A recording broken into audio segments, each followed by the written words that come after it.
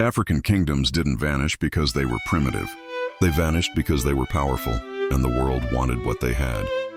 For thousands of years, African kingdoms rose across the continent, not by accident, but by strategy.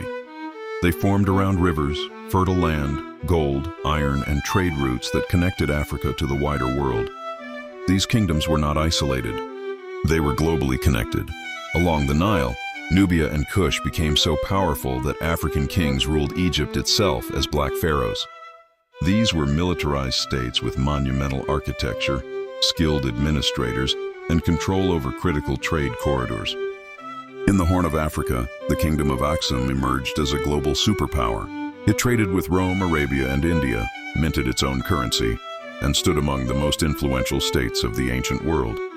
Africa entered multiple golden ages. Between the 8th and 16th centuries, West Africa produced some of the wealthiest empires in human history.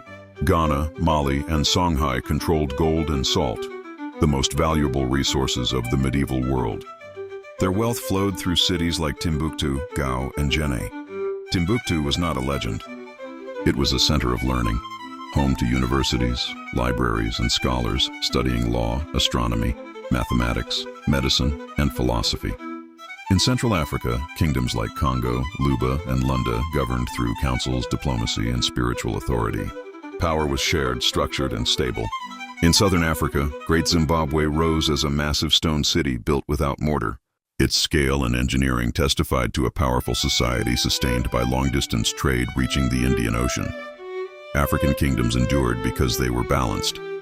Kings ruled alongside elders. Spiritual authority reinforced political order. Trade created alliances, and culture created unity. These systems lasted for centuries, often longer than European states that would later judge them. So why did African kingdoms fall? Not because Africa lacked civilization, but because the rules of the world changed. The expansion of slavery destabilized entire regions.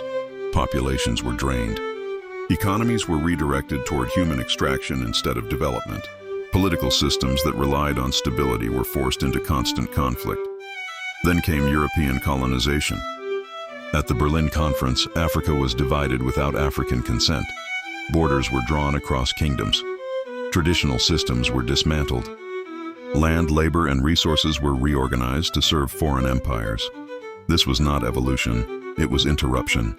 Still, African kingdoms did not fall quietly. Ethiopia defeated Italy. The Zulu resisted British expansion. Across the continent, kings, queens, warriors, and communities chose resistance over surrender. African kingdoms didn't disappear because